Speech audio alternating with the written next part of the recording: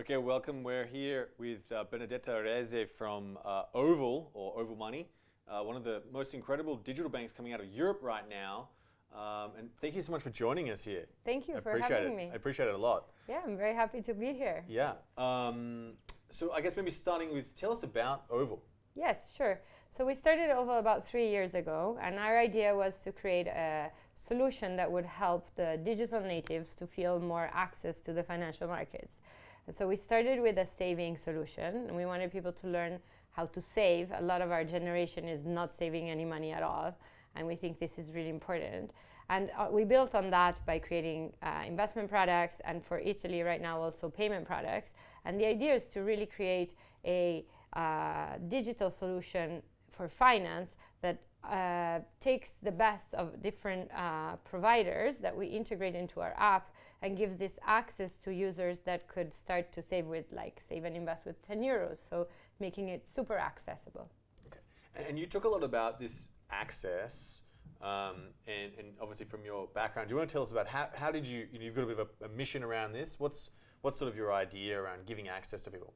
Yeah, so I come traditionally from working in different technology companies, and I really see, and I've seen marketplaces give a lot of access to a different group of people. So if you look at the financial market, a lot of the way it was structured for banks to make money, because they have a lot of retail areas and a lot of people, is that they would target people which had a lot of money, and it didn't make any sense for them to target the rest.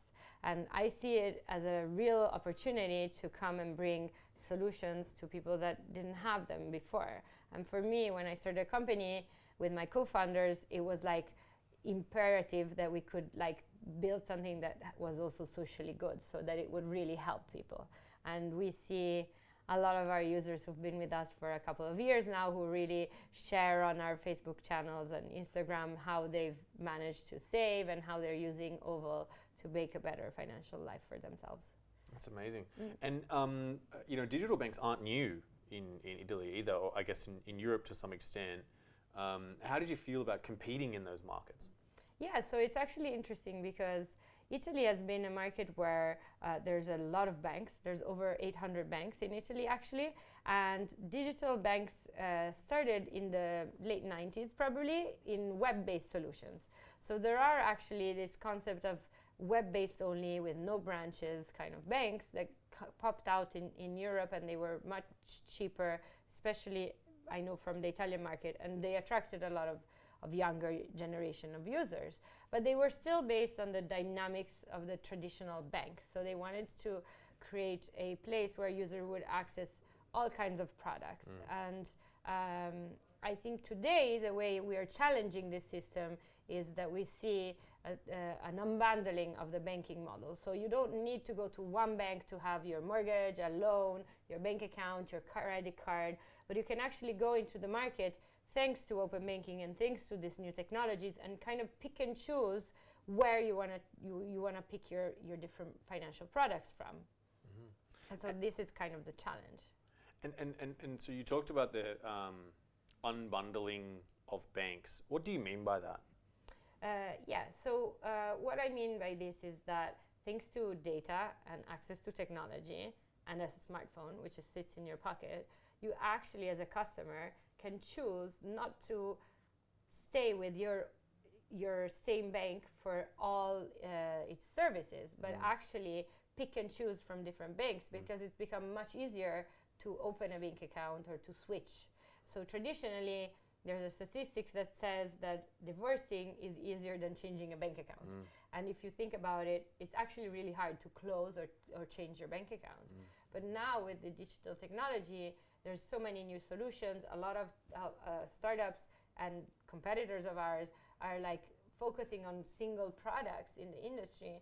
And then there's people like us who do aggregation. So you can actually be one app on top and allow users to pick and choose from the best services around. And do you see this potentially? You've got, I guess, the unbundling of banks. So they're kind of becoming a back office, as opposed to, and you guys have built on top of a bank as well. So to some extent, that's what's sort of playing out. Do you think this might happen in other industries as well? Yeah, I think it's traditionally happened before in a lot of other industries. The telco market is really interesting. If you can see, telecom companies now own the internet and the data, and they sell you data, but actually they don't make any of the services on top. So there's all the over-the-top companies that, like Netflix or Spotify, which use data from the telcos and give you different services. So I think the telco market is similar in that way. What do you think the current state of, I guess, open banking and where that's going? In the UK, it's quite, I guess, progressed. In the EU, it's I guess, well, I'm interested, where do you sort of see it is at and where is it going? So actually, it's the regulation of open banking came out quite a few years ago, and the UK started to adopt it much earlier than Europe. So in the UK, they started adopting it in beginning of 2018. That meant that most UK banks were creating technology that had APIs. So it's like a protocol. So it's just a technology that allows the banking layer to talk to any apps directly and share data. And it started with the data, which meant that if you have a bank account, you could, as a customer, give access to any other app that was regulated and that would do it in a proper manner to access your banking data.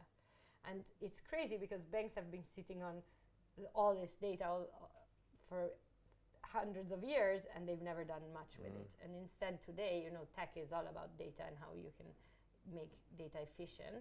And so these companies are popping up using this data.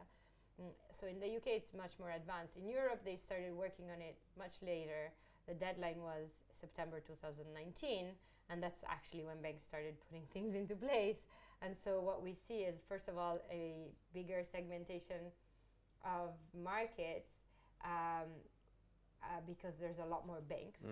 And then secondly, the smaller banks are struggling to build their own technology. So you see conglomerates of banks putting themselves together to create the technology, but it's kind of not great yet. So we as apps and let's say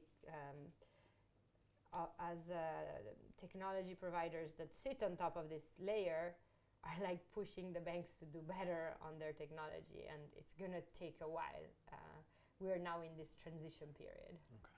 Do you have sort of a vision of the future of where all this will end up? Like, where will digital banks go? Where does how does the customer in the future gonna bank and invest and get insurance and those kind of things? Where do you think it's gonna go? So first of all, I think there's going to be a lot of players who were not in the finance space entering the space, like Amazon and Google, Uber, a lot of these like big tech companies. And finance is going to become more about like a need, so you pick and choose, right? The same way as you buy clothes in a way. So you pick and choose when you need something, and you will go look for the best solution in the market. And so I think that there will be a lot less, let's say, a lot less customers feeling like they're going to use only one solution or one brand, and there's going to be a lot of different brands for different types of solutions or for different types of customers. And who will win, in my view, is the person who can own the most about that customer and know about that customer to provide the best product for them. So it's going to become more and more of a data play. Okay. Where's sort of Oval going next? What's sort of on the roadmap? Yeah, so Oval is really strong in Italy. We were one of the top 10 finance apps on the App Store, and this year we were chosen by Apple as one of the 20 apps to try in 2020. So that's very exciting. But we have a lot more to grow. I mean, Italy is a big market. There's 60 million people, but definitely Europe is an even bigger market. And we actually can scale across Europe pretty easily, given how we built our technology. So we're also present in the UK, and now we want to focus on launching other Southern European markets, like starting from Spain and Portugal. So these are going to be our first new markets in which we launch. And from there, the idea is to become the leading European a leading European provider of financial services. And you've got a new product out right now. Do you want to tell us a bit about that? Yeah, and on a product roadmap, we are just launching we've realized a lot of people actually keep money on their current accounts, and that's like the terrible way to manage your finances. And so because the investment market is scary, and we've seen, like, for example, our users, 70% have never invested in the market before, we tried to create a product that was a lot safer and that was not risky, and it was a fixed rate product. So we are launching it in February, and this allows users to put money into the product. They will get a 2% interest rate at the end of the year, and then if they want, they can continue reinvesting it over multiple years. But what does this allow them to have? It has the protection of the FSCS, and it also allows them to feel safe that no matter what the market happens, they will have their initial capital plus this 2% at the end of the year. And we've seen a huge, incredible response already. We've just put like a card in our app to gauge interest, and we have like thousands of users who have already written back to us that they really like this kind of solution, especially in a very volatile market like it's probably going to be this year. So we're very excited about this launch. Awesome. And for everyone who wants to sort of follow along with Oval, where should they go? So you can follow us on Instagram, it's @OvalMoney. On Facebook, we have Facebook groups which are actually really active, and other people can answer your questions, so other people in our community. And you can follow us also on our blog.ovalmoney.com, where we write a lot of content on finance. So if finance is not your thing, you will definitely like to read what we write about. It's very simple, and it's actually quite entertaining. So we hope to find you there. Wonderful. Well, thanks so much for joining us, and really appreciate it. And obviously, best of luck with Oval and where it's going. Thank you so much. Hopefully one day we'll come to Australia.